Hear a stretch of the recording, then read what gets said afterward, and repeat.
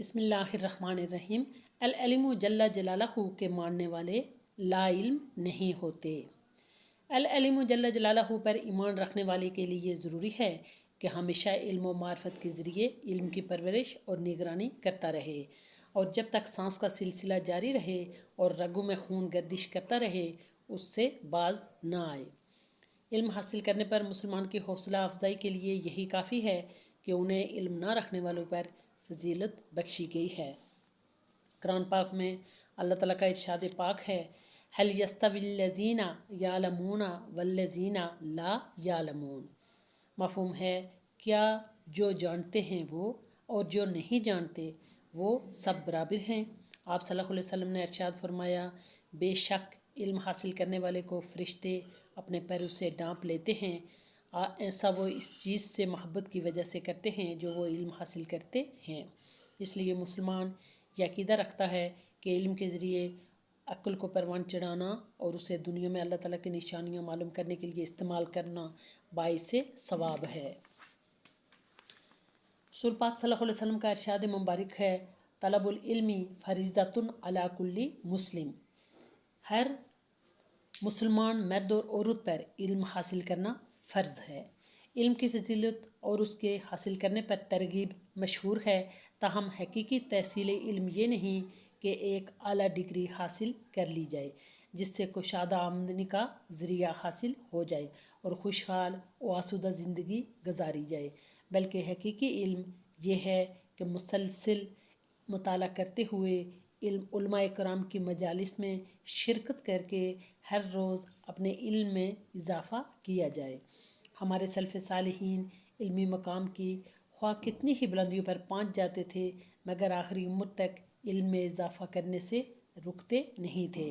امام ابن عبد البر رحمۃ اللہ نے ابن ابی غسان رحمۃ اللہ سے نقل کیا ہے، فرماتے ہیں، جب تک تم علم حاصل کرتے رہو گے اس وقت تک صاحب علم رہو گے، اور جب تم نے علم سے بے نیازی اختیار کی اسی وقت سے تم جاہل ہو گئے۔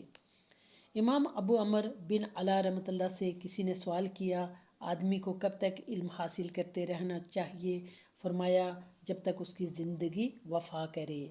علم کے فائدے حاصل کرنے کی پیاری دعا، اس اسم کے تحت یہ دعا یاد رکھنی چاہیے، اللہم فانی بما علمتنی وعلمنی ما ینفعنی وزدنی علما، الحمدللہ علی کل حال واعوذ باللہ من حال اہل النار۔ اے اللہ، جو علم آپ نے مجھے سکھایا ہے اسے میرے لیے نفع بخش بنا دیجیے اور مجھے وہ چیز سکھا دیجیے جو میرے لیے نفع بخش ہو، اور میرے علم میں اضافہ فرمائیے۔ ہر حال میں تمام تعریفیں اللہ تعالیٰ کے لیے ہیں، اور میں پناہ مانگتی ہوں یا مانگتا ہوں اللہ تعالیٰ کی اہل جہنم کی حالت سے۔ ناگہانی بلاؤں سے حفاظت کا نسخہ، صبح و شام 3 مرتبہ یہ دعا مانگیں، بسم اللہ الذی لا یضر مع اسمہ شیء فی الارض ولا فی السماء وہو السمیع العلیم۔ مفہوم ہے، اس اللہ کے نام سے شروع کرتا ہوں یا کرتی ہوں جس کے نام کے ساتھ آسمان اور زمین کی کوئی چیز نقصان نہیں پہنچا سکتی، اور وہ سننے والا اچھی طرح جاننے والا ہے۔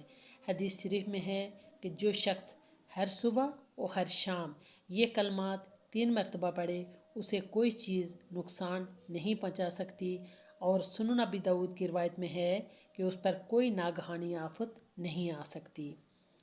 جس بندے کو العلم جل جلالہ کا یقین حاصل ہو جائے تو وہ یہ بات جان لیتا ہے کہ آسمان و زمین اور ان کے درمیان جو کچھ ہے سب کو وہ جانتا ہے، سمندروں کی گہرائیوں میں، جنگلوں میں، ساری دنیا کی کنکریوں اور ذرات کو جانتا ہے، اور پہاڑوں کے چھپے ہوئے خزانوں کو جانتا ہے، ہمارے اعمال کو بھی جانتا ہے، ہماری باتوں کو، ہر سانس اور ہر لمحے کو جانتا ہے۔ اس لیے ہمیں کوئی وقت بھی اللہ کی یاد سے غفلت نہیں گزارنا چاہیے، اپنے علم کو تھوڑا جاننا چاہیے اور عاجزی کو اپنی عادت بنانا چاہیے، اور ڈرتے رہنا چاہیے کہ العلیم جل جلالہ جب بھی چاہیں علم کی دی ہوئی دولت واپس لے سکتے ہیں۔